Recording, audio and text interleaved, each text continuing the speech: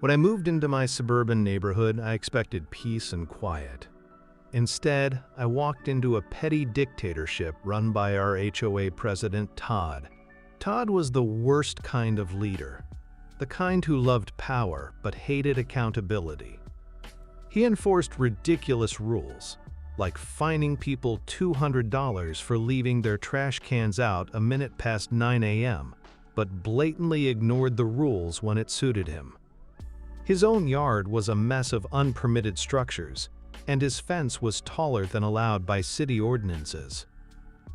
But Todd's true sin, using the HOA as his personal piggy bank. At first, I tried reasoning with him. My fence was slightly off color because the approved stain wasn't available, and he fined me $500. I explained, provided receipts, and asked for leniency.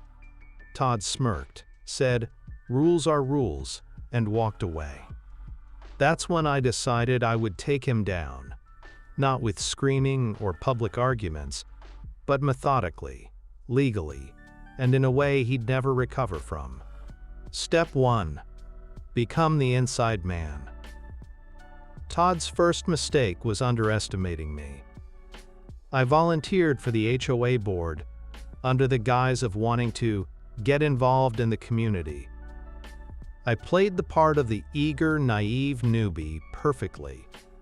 For 2 years, I attended every meeting, quietly observing how Todd operated. I learned he controlled the board by bullying other members and burying them in paperwork. He'd push through votes when only his allies were present and conveniently lose paperwork submitted by dissenting homeowners. I kept my head down, took detailed notes, and waited.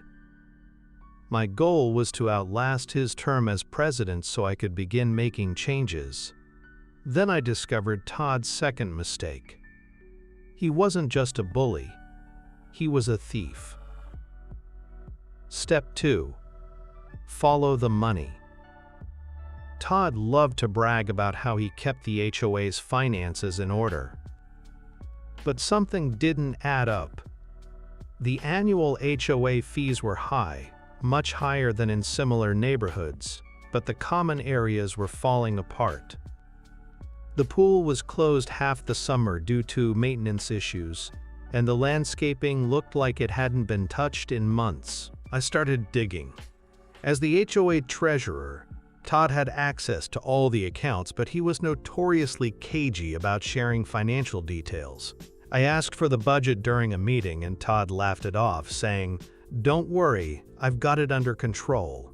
I filed a formal request for the financial records, which, under HOA rules, he was required to provide. Weeks went by with no response. That's when I started talking to neighbors. Turns out, I wasn't the only one suspicious.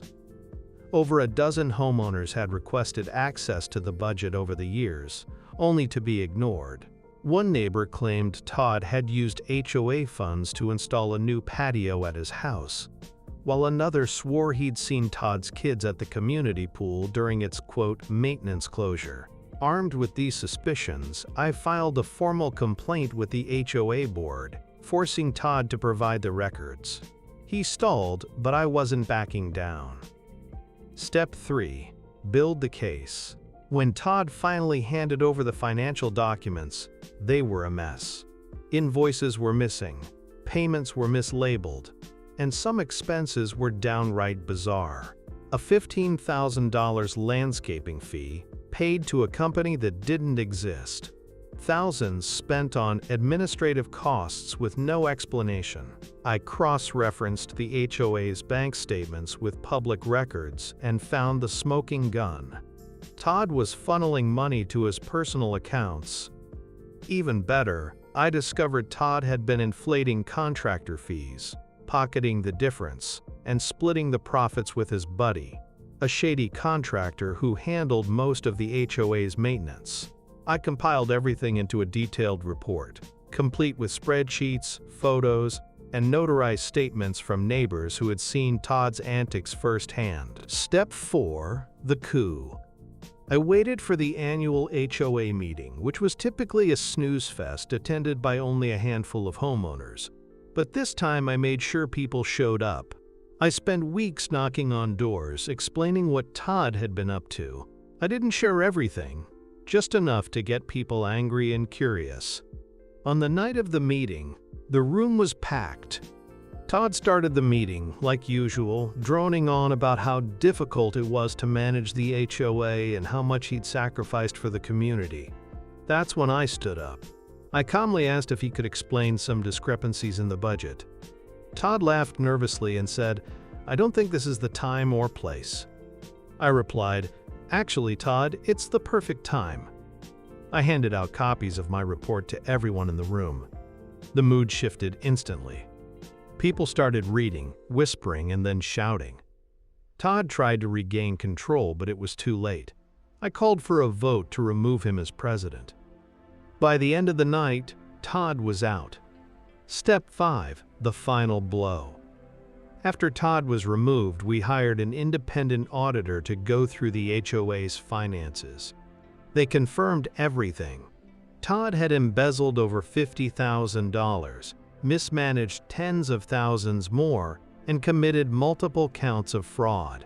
We reported him to the police and filed a civil lawsuit to recover the stolen funds, but it didn't end there. Todd's shady contractor buddy was also exposed and banned from doing business in the county. Todd had to sell his house to pay restitution and legal fees. His name became a running joke in the neighborhood, and no one would touch him professionally. With Todd gone, we restructured the HOA to prevent another dictator from taking over. We implemented term limits, required multiple board members to approve financial decisions, and created an online portal so all homeowners could access budgets and meeting minutes. The aftermath. Every time I walk past Todd's old house, now owned by a lovely family, I smile. The pool is open, the landscaping is beautiful, and the HOA fees are lower than ever. Todd, meanwhile, moved to a neighboring town, where he reportedly tried to join another HOA board, only to be laughed out of the room when someone Googled his name. Justice wasn't just served, it was plated, garnished, and savored. Subscribe and follow for more short stories.